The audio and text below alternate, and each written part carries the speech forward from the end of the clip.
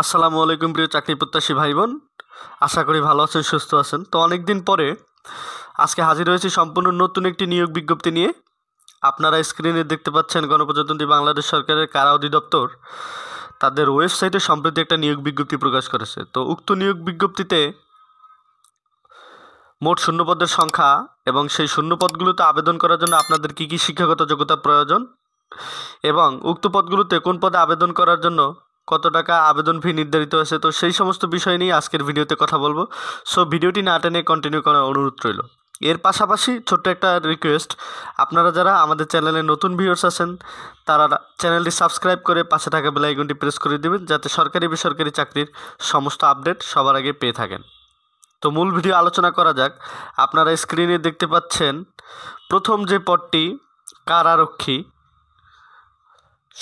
সর্বাধিক সংখ্যক শূন্যপদ এই পদটাতে আপনারা দেখতে পাচ্ছেন যে কারারক্ষী মূলত শূন্যপদের সংখ্যা হচ্ছে আপনার 378টি।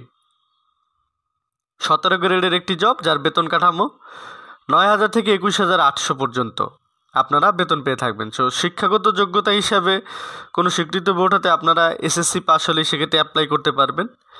এবং ন্যূনতম শারীরিক যোগ্যতা উচ্চতা হচ্ছে 1.67 মিটার পুরুষদের, এবং বুকের মাপ পুরুষ ন্যূনতম 81.28 সেন্টিমিটার, এবং ওজন পুরুষের ন্যূনতম 52 কেজি হলেই, এবং অবশ্যই প্রার্থীদেরকে অবিবাহিত হতে হবে, তাহলেই আপনারা এই পোস্টে অ্যাপ্লাইটি করতে পারবেন। তো কারারক্ষী পদে যারা আবেদন করতে আগ্রহী তারা এই ভিডিওটি শুধুই তাদের জন্য। 378 পোস্ট, সচরাচর আপনার কারা অধিদপ্তরে এত বড় সার্কুলার কখনো হয় না, 2-4 বছর কখনো হয়েছে বলে মনে হয় না। তো এই সার্কুলারটা কাজে লাগিয়ে ঠিক সেইভাবে পড়াশোনা করুন, যাতে আপনি আপনার কাঙ্ক্ষিত এবং কাঙ্ক্ষিত জবটি পেতে পারেন। তো মহিলা কারারক্ষী হচ্ছে 17 গ্রেড, এটাও বেতন 9,000 থেকে 21,800 পর্যন্ত। মোট শূন্যপদ হচ্ছে 127টি। সেক্ষেত্রে আপনারা এসএসসি পাস হলে অ্যাপ্লাইটি করতে পারবেন। মহিলাদের ক্ষেত্রে শারীরিক যোগ্যতা হচ্ছে উচ্চতা 1.57 মিটার এবং বুকের মাপ 76.81 সেন্টিমিটার, এবং মহিলাদের ন্যূনতম ওজন 45 কেজি হতে হবে, এবং প্রার্থীকে অবশ্যই অবিবাহিত হতে হবে।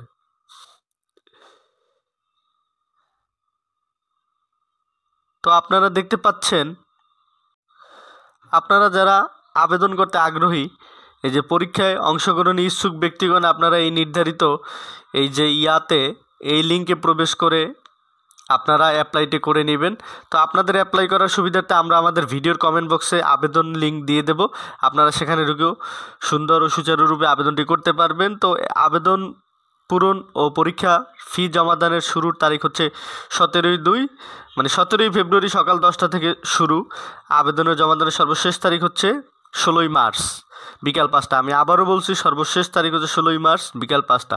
তো এই নির্ধারিত সময়ের মধ্যে আগ্রহী প্রার্থীগণ আপনারা আবেদন করে নেবেন, এবং আবেদনের পরবর্তী 72 ঘন্টার মধ্যে আপনারা টেলিটকের মাধ্যমে আপনাদের আবেদন প্রক্রিয়া সম্পাদন করার জন্য আবেদন ফি পূরণ করবেন। তো প্রথম যে আপনারা আবেদন ফি পূরণ করবেন যে টেলিটক সিমের মাধ্যমে, অবশ্যই টেলিটক সিম।